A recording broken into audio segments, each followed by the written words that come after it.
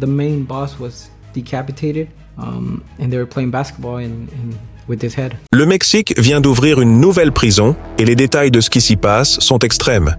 Des décapitations au fait de faire le numéro 2 sans papier hygiénique, juste à côté de l'endroit où vous dormez. Dans cette vidéo, j'ai certains des détails les plus brutaux de cette prison. Commençons. À l'intérieur de la prison la plus extrême du Mexique, là où l'espoir vient mourir.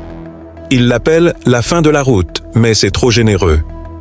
Au Mexique, à quelques kilomètres de la frontière américaine, se trouve une prison si extrême, si psychologiquement destructrice, que même des assassins de cartels condamnés, des hommes qui ont découpé leurs ennemis en morceaux à la tronçonneuse, ont supplié de ne pas y être envoyés.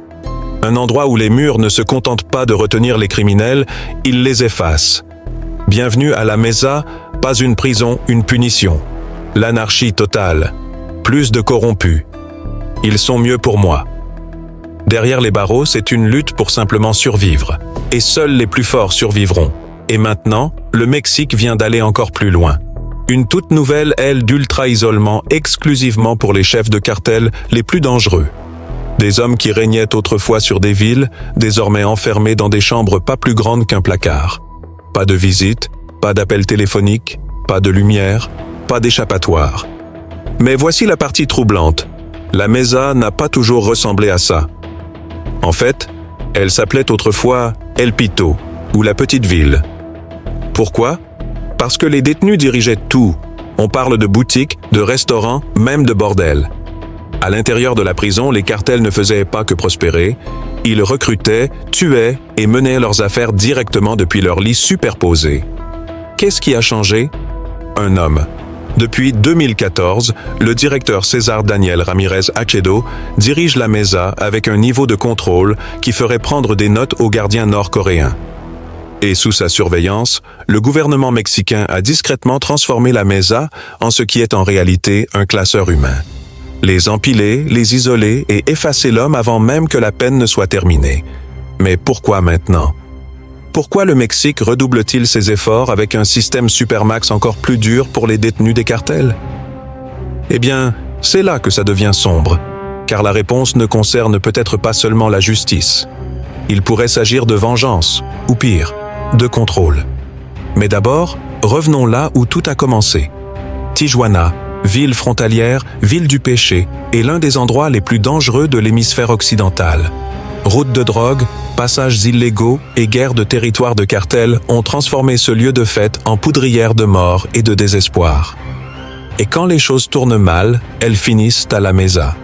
Tijuana, Mexique, juste de l'autre côté de la frontière américaine. Les armes vont au Mexique, la drogue aux États-Unis. Une bataille qui fait rage sans fin en vue. Au centre de ce chaos se trouve la nouvelle aile ultra-restrictive de la Mesa. Section 6. Les prisonniers ici ne sont pas seulement dangereux. Ce sont des chefs, des donneurs d'ordre, des hommes comme Francisco qui autrefois torturaient ses rivaux pour le sport. Sa nouvelle réalité, une boîte en béton sombre et sans air, sans savon, sans papier toilette et avec à peine assez d'eau pour survivre. Le commandant Flores poursuit sa chasse aux émeutiers dans la section 6. Leur potentiel de risque est extrêmement élevé. L'air à l'intérieur de l'unité d'isolement est décrit comme suffocant. La moisissure se répand sur les murs comme un cancer. Les détenus sont interdits de soleil, parfois pendant des mois. Ce n'est pas de la réhabilitation, c'est tout autre chose. C'est un système calculé pour briser le détenu avant que la peine ne se termine. Et si vous pensez que les gardiens contrôlent, détrompez-vous. Selon d'anciens tueurs à gages qui ont purgé des peines dans des prisons comme celle-ci, le véritable pouvoir reste entre les mains du cartel. Les gardiens sont souvent forcés de détourner le regard, sinon, laissez ça s'imprimer dans votre esprit. Ce n'est pas seulement une guerre contre le crime. C'est une guerre à l'intérieur des murs. Et la stratégie est brutale. Les détenus de cartels rivaux sont forcés de partager un espace, juste assez proche pour générer des tensions, mais pas assez pour les résoudre. Cela donne lieu à une confrontation émotionnelle et psychologique qui se termine rarement bien. Des ennemis de cartel côte à côte pendant des années. Pas étonnant que la Mesa ait connu plusieurs émeutes à grande échelle. Un initié décrit un massacre où 14 détenus ont été abattus en une seule nuit et le chef du cartel principal décapité. Et pourtant, le Mexique a décidé que cet endroit devait être encore plus dur. Pourquoi ? Je me suis retrouvé en prison de sécurité maximale et l'émeute a éclaté 2 semaines après mon arrivée. 14 personnes ont été tuées. Le chef principal a été décapité et il jouait au basket avec sa tête. Et l'isolement est total. Les détenus américains disent que personne ne parle anglais. Il n'y a pas d'interprète, pas d'appel à la famille, pas de visite. Ils vous enferment et jettent la clé, dit Taylor. Et il n'exagère pas. Et si vous tombez malade, bonne chance. Taylor affirme que 9 détenus, rien que dans son étage, sont morts simplement à cause de maladies non traitées. Ce n'est pas une rumeur, c'est la roulette de la survie. Et cela soulève la question. Le Mexique réforme-t-il son système judiciaire ou cache-t-il ses échecs derrière un béton plus épais? Plus tard dans cette vidéo, nous explorerons la transformation choquante de la Mesa, passée d'un village dirigé par les cartels, avec clubs et restaurants, à la forteresse verrouillée qu'elle est aujourd'hui. Nous vous montrerons des images de l'intérieur d'El Pito et vous présenterons des détenus comme Dolores Sanchez, qui ont vécu dans les 2 versions de la prison et ne peuvent pas décider laquelle était pire. Parce que qu'est-ce qui est plus terrifiant? Une prison où les détenus règnent avec des armes et de la drogue, ou une prison où l'État règne avec le silence? L'année était 2002. Et ce qui s'est passé cette année-là à la Mesa n'était pas seulement une réforme pénitentiaire. C'était une déclaration de guerre. Le gouvernement mexicain a rasé l'ancienne installation, démoli les boutiques de fortune, fermé les boîtes de nuit des détenus et déclaré qu'à partir de maintenant, ce serait l'État, pas les cartels, qui seraient aux commandes. Mais le pouvoir ne disparaît pas. Il mute. Et dans ce cas, il s'est adapté pour survivre à l'intérieur du nouveau plan de la Mesa. Surveillance renforcée, temps de cours réduit, mouvement des détenus surveillés à la seconde près. Le commandant Mario Antonio Mesa Flores, responsable des opérations quotidiennes, connaît trop bien cette danse. Sa journée commence par des fouilles à la recherche d'armes artisanales, de drogue, voire de ventilateurs transformés en résistance chauffante. Mais ne vous y trompez pas, la violence n'a pas quitté la Mesa. Elle s'est simplement déplacée plus profondément sous terre. Un détenu, Francisco, admet ouvertement « J'avais une vie incroyable, argent, famille, femme. Mais ici, tu te bats pour de l'eau, tu te bats pour de l'air. » Il n'exagère pas. Les détenus ont accès aux douches et aux toilettes seulement quelques heures par jour. Le reste du temps, ce n'est que béton et silence. J'avais une vie incroyable avec ma famille, mes enfants, ma femme, une petite amie. Et j'avais beaucoup d'argent. Les choses allaient bien. Je ne savais pas ce que c'était d'avoir faim, car je pouvais toujours tout acheter. Ici, en prison, tu n'as généralement pas assez, et c'est souvent horrible. Puis il y a Dolores Sanchez. Elle est à l'intérieur depuis 1999, plus de 2 décennies. À l'époque, elle pouvait marcher librement, posséder une petite entreprise, voire embaucher du personnel. Aujourd'hui, elle est infirmière de prison distribuant des médicaments dans le bloc 7. Mais la liberté qu'elle avait autrefois, celle accordée par le contrôle des cartels, a disparu. Nous pouvions simplement nous ouvrir et aller où nous voulions. Maintenant, il n'y a plus de drogue, plus d'alcool et plus de corruption. Cela ressemble à du progrès, non? Sauf que le prix du contrôle se paie en déclin mental, en négligence médicale et en désespoir institutionnalisé. Les détenus sont rarement autorisés à sortir. Quand ils le sont, c'est une affaire hautement chorégraphiée. Les gardiens ouvrent une cellule à la fois. Les détenus sont conduits en file, jamais ensemble, toujours décalés. Les membres de gangs rivaux ne doivent jamais se croiser. Ce n'est pas seulement de l'ordre, c'est une paranoïa fabriquée. Le prochain groupe ne peut pas être libéré tant que tous les détenus ne sont pas dans l'escalier. Voilà comment les gardiens gardent la main. Selon les gardiens, 2 heures de soleil par semaine est un privilège. La plupart des détenus passent 23 à 24 heures par jour dans leur cellule, chaque jour, pendant des années. Pire encore, l'isolement est intentionnel. La structure actuelle de la Mesa garantit que les détenus n'interagissent qu'avec une poignée d'autres humains durant toute leur peine. Réfléchissez-y. Vous entrez à 22 ans, vous sortez à 35 ans. Et les seules personnes à qui vous avez parlé sont des gardiens armés de matraques et des détenus qui pourraient vous trancher la gorge sous la douche. Les dommages psychologiques sont si graves que certains détenus ont supplié d'être transférés, pas libérés, juste déplacés dans un autre établissement. Prenons Abraham Chavez Orozco, arrêté à 22 ans pour trafic de drogue. Il en est maintenant à 3 ans d'une peine de 5 ans. Son crime, contrebande de stupéfiants. Sa punition, 3 ans sans intimité, sans hygiène de base ni soins médicaux.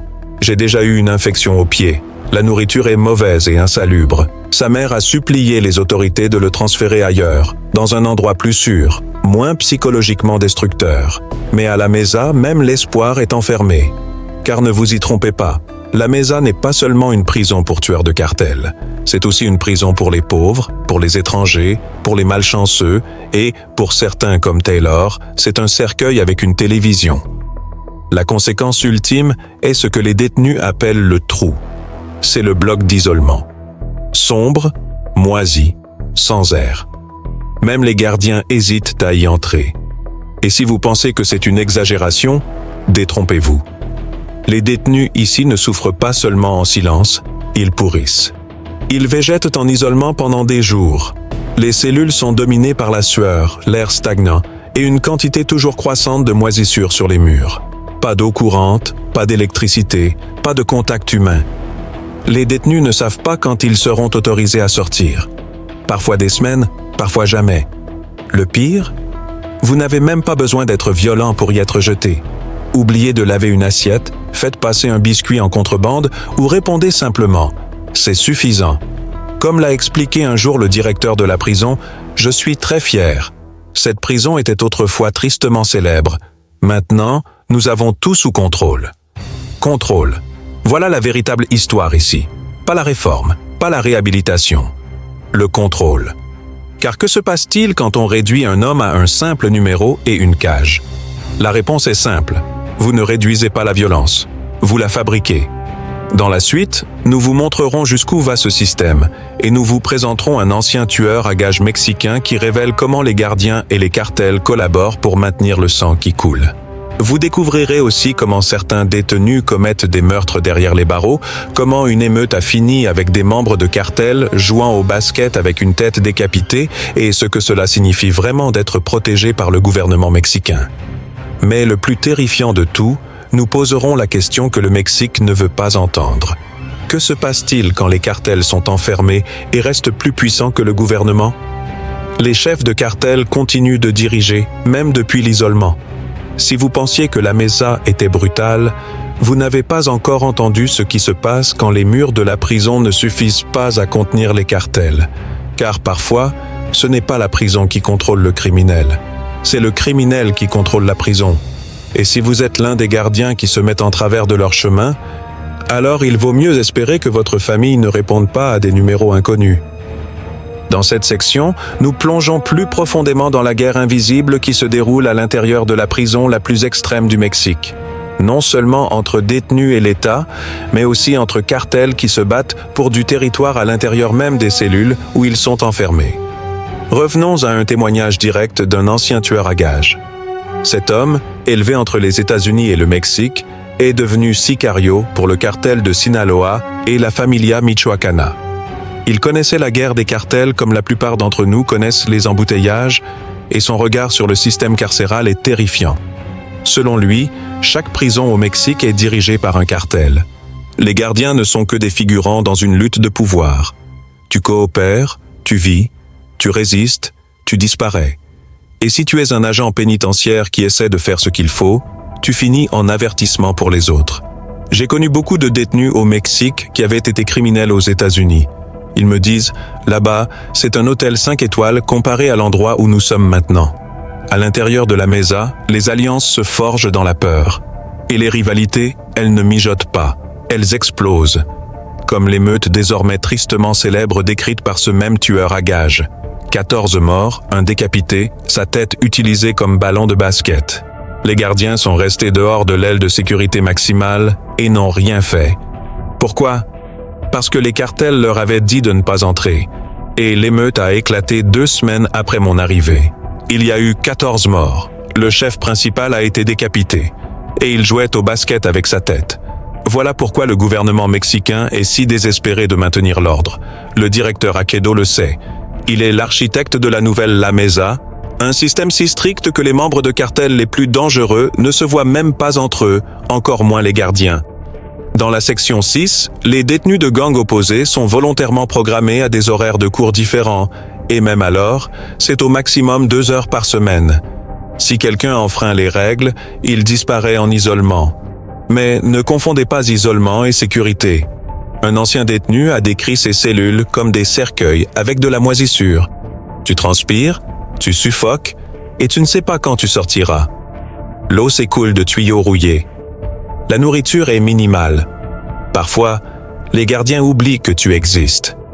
Tout ce que tu peux faire, c'est t'asseoir ou rester debout un court instant.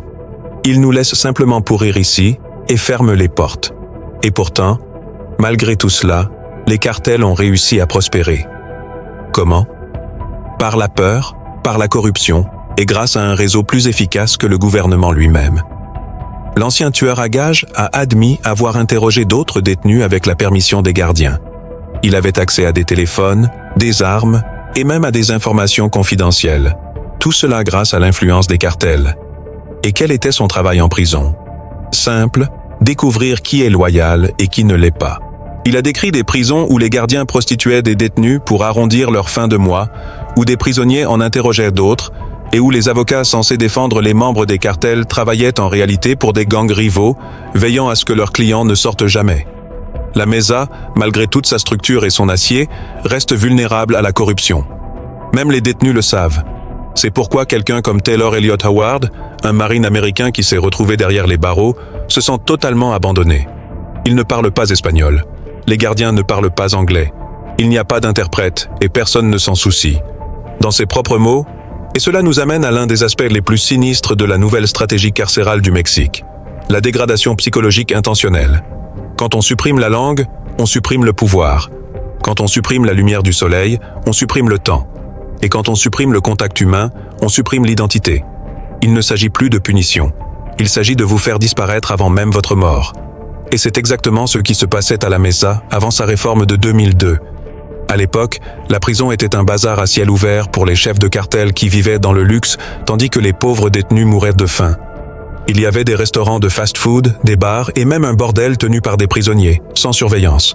Puis sont venues les émeutes et les morts se sont accumulés. L'État a alors réagi en détruisant tout cela. Mais au lieu de réparer le système, ils ont construit une cage si étroite qu'elle écrase tout le monde à l'intérieur, criminel ou non. Et cela empire encore. La négligence médicale est omniprésente. Taylor a révélé que 9 personnes dans son bloc sont mortes de maladies non soignées. Pas dans toute la prison, juste dans son étage. L'eau est rationnée. Les produits d'hygiène doivent être achetés avec de l'argent venant de l'extérieur. Parce qu'au fond de lui, il sait ce qui attend derrière ces murs de prison. Ni rédemption, ni pardon, seulement la lente et invisible mort de tout ce qui est humain. Et pourtant, le Mexique continue de construire des prisons comme la Mesa. Des prisons où tout est surveillé, mais rien n'est guéri. Où le problème n'est pas seulement qui l'on enferme, mais qui l'on laisse pourrir. Et voici la partie la plus glaçante. Ceux-là sont les prisonniers qu'on a attrapés. Ensuite, nous suivrons la piste à l'extérieur des murs, jusque dans les quartiers de Tijuana, où les cartels opèrent encore presque en toute impunité. Nous montrerons comment la Mesa n'est qu'un rouage d'un engrenage bien plus vaste, comment des enfants sont recrutés comme guetteurs, et comment les empires de la drogue continuent de prospérer malgré la répression gouvernementale. Mais surtout, nous explorerons ce que le gouvernement mexicain refuse d'admettre. Ces prisons ne sont peut-être pas une solution. Elles sont peut-être un symptôme. La guerre n'est pas dans la prison. Elle est dans les rues qui l'alimentent. Jusqu'ici, nous vous avons montré comment la prison la plus extrême du Mexique, la Mesa, est passée du chaos dirigé par les cartels à l'isolement sanctionné par l'État. Nous avons révélé comment les chefs de cartels conservent leur influence même derrière des murs renforcés. Et nous avons montré ce qui arrive à ceux qui passent entre les mailles du filet. Oubliés, sans voix, effacés. Mais voici ce que le gouvernement ne vous dira pas. La Mesa n'est pas la solution, c'est la conséquence. Le véritable champ de bataille se trouve à l'extérieur des murs, dans les rues de Tijuana, où les enfants portent des radios de guetteurs au lieu de jouets, où les SUV blindés n'appartiennent pas à la police, mais aux lieutenants des cartels, et où le meurtre n'est qu'une ligne de plus dans l'économie locale. Et la partie la plus effrayante? La violence à l'intérieur de la prison n'est qu'un miroir. Comme le dit le directeur de la Mesa, alors, comment en est-on arrivé là? Comment Tijuana, autrefois ville frontière connue pour la tequila et le tourisme, est-elle devenue une capitale du meurtre? Et comment la Mesa est-elle devenue son cimetière? Pour comprendre, il faut aller au-delà des cellules, jusque dans le pipeline de la violence qui commence bien avant l'arrestation. Tout commence dans les quartiers. Des enfants, parfois âgés de 9 ans à peine, sont recrutés comme guetteurs ou messagers. Leur tâche, signaler les mouvements de police, porter des messages, parfois des armes. S'ils sont attrapés, ils disparaissent. S'ils ne le sont pas, ils sont promus. Un enfant de 12 ans peut devenir sicario plus vite qu'un lycéen ne peut devenir infirmier. Pourquoi? Parce que le système est conçu ainsi. Et ainsi, le cercle continue. Dehors, la peur remplace la loi. Dedans, l'isolement remplace l'espoir. Et entre les deux, la guerre contre la drogue au Mexique se transforme en guerre contre son propre peuple. Même les détenus le savent. Prenez Dolores, qui a purgé plus de 20 ans derrière les barreaux. Autrefois femme de pouvoir dans le village, dirigée par les prisonniers de l'ancienne Mesa, elle est aujourd'hui infirmière. Et pourtant, lorsqu'on lui demande si elle préfère l'ancienne prison ou la nouvelle, elle hésite. Même aujourd'hui, Dolores n'est pas sûre de savoir laquelle de ces deux vies est la meilleure, et laquelle est la plus dure. Parce que l'une lui donnait le danger, mais aussi la liberté. L'autre lui a donné la sécurité, mais aussi le silence. Aucune ne lui a donné la dignité. Pendant ce temps, des détenus américains comme Taylor Elliott Howard, ancien marine ayant servi en Irak, se retrouvent dépouillés de toute identité. Autrefois soldats, désormais étrangers oubliés. Il ne peut même pas acheter de papier toilette sans argent venu de l'extérieur. Il fabrique des bijoux pour échanger contre du savon. Je vends pour des produits d'hygiène. Dentifrice, brosse à dents, savon, ce genre de choses. Papier toilette, parce qu'ils ne fournissent rien de tout ça. Le gouvernement dit que c'est une question de contrôle. Mais à quel prix? Parce que lorsqu'on pousse un homme au bord du gouffre, qu'on lui enlève sa nourriture, son eau, sa voix, il ne se brise pas seulement. Il change. Et quand des milliers de ces hommes sont relâchés dans la société, endurcis, amers, traumatisés, qu'est-ce que nous libérons exactement? Nous avons demandé à un ancien soldat du cartel s'il ressentait du regret. Sa réponse, seulement pour les personnes qu'il aimait, pas pour celles qu'il avait tuées. Ce n'est pas de la réhabilitation, c'est de l'endoctrinement. Et les prisons les plus extrêmes du Mexique ne contiennent pas seulement des monstres, elles les fabriquent. Tout cela au nom de l'ordre. La vérité, c'est que la violence à la Mesa n'a pas commencé là.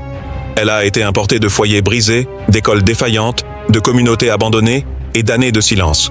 Parce que bien avant qu'une personne n'atterrisse dans une cellule, elle est déjà passée par un système bien plus punitif, la pauvreté. Et au Mexique, la pauvreté n'est pas seulement une lutte, c'est un piège que les criminels savent exploiter mieux que l'État. Les cartels offrent ce que le gouvernement n'a jamais su donner, de l'argent, du respect et du pouvoir. Un ancien soldat de cartel nous a dit: la plupart des gens que j'ai rencontrés dans le milieu n'avaient même pas terminé l'école primaire. Ce n'était pas un hasard, c'était voulu. Quand l'éducation échoue, quand les emplois disparaissent, et quand la violence est normalisée dès l'enfance, le cartel devient la seule échelle pour en sortir. Le type de musique qu'ils écoutent, ce qu'ils voient à la télévision, c'est ce qui les inspire à devenir, alors qu'en réalité, ils n'ont aucune idée de ce qu'est vraiment cette vie. Alors, comment réparer cela? La Mesa était censée être la réponse. Mais au lieu de briser le cycle, elle est devenue le maillon suivant de la chaîne. La conception de la prison garantit que les détenus sont coupés de tout. Famille, langue, soutien, même hygiène de base. Dans certaines cellules, l'eau coule seulement quelques heures par jour. Dans d'autres, 5 détenus partagent un lit. Certains dorment même sur les toilettes. Et les gardiens, eux, ne sont pas toujours les gentils. Comme l'ont révélé d'anciens détenus, beaucoup de gardiens sont eux-mêmes piégés, coincés entre faire leur travail ou protéger leur famille. L'un d'eux a décrit la situation comme se tenir entre l'épée et le mur. Tu obéis au cartel ou tu disparais. Alors, ils essaient de rester tranquilles, de gérer comme ils peuvent, en sachant à qui il ne faut surtout pas toucher, et à qui ils peuvent, évidemment, imposer leur autorité. Pendant ce temps, Abraham, un passeur de drogue de 22 ans, s'accroche encore à l'espoir. Il supplie d'être transféré. Pourquoi? Parce qu'à la Mesa, l'espoir est une contrebande. Il n'a pas de lumière du soleil. Il transpire sous une chaleur de 40 degrés. Il n'a pas embrassé sa sœur depuis 3 ans. Et son seul crime, être jeune, pauvre et jetable. Taylor, l'ancien marine américain, le résume bien. Parce que dans un tel système, trop réfléchir peut te tuer. Alors, une question se pose. Si des prisons comme la Mesa produisent plus de traumatismes qu'elles n'en préviennent, pourquoi le Mexique continue-t-il d'en construire? Parce qu'elles ont une seconde utilité, l'image. Pour le public, des lieux comme la Mesa envoient un message. Nous contrôlons. Pour les cartels, ce ne sont que des ralentisseurs. Et pour les détenus, ce sont des rappels. Tu n'es pas un homme, tu es un problème. Et les problèmes ne se résolvent pas. Ils se verrouillent. Mais voici le rebondissement que personne n'attend. Certains détenus, après des années dans ce purgatoire de béton, affirment qu'ils ne veulent pas de liberté. Pourquoi? Parce que le monde extérieur est pire, chaotique, imprévisible, rempli de souvenirs qu'ils préfèrent fuir. En prison, ils connaissent la routine, ils connaissent l'ennemi et ils connaissent le prix, comme Dolores, qui purge 34 ans de peine. Lorsqu'on lui demande, elle dit que le jour où elle sortira, elle devra tout réapprendre. Un nouveau monde, de nouvelles personnes, de nouvelles technologies et aucune garantie. Elle n'est pas la seule. D'autres, comme l'ancien tireur de cartel, parlent de stress post-traumatique, d'insomnie et d'engourdissement émotionnel. Ils ne savent pas comment réintégrer la société, parce que la prison les a changés. Non, c'est le système qui les a changés. Alors, et maintenant? Nous vous avons montré une prison si extrême que la lumière du soleil y est un privilège. Nous vous avons montré une ville si fracturée que les enfants y choisissent les gangs plutôt que le diplôme. Nous vous avons montré comment les chefs de cartel les plus dangereux continuent de diriger leurs opérations depuis l'intérieur et comment l'État, malgré ses efforts, n'arrive pas à suivre. Mais surtout, nous vous avons montré que la Mesa n'est pas une fin, c'est un début. Parce que tant que le Mexique n'aura pas réglé les raisons pour lesquelles les gens finissent dans ces prisons, peu importe combien de murs on construit, quelqu'un les escaladera toujours ou mourra en essayant.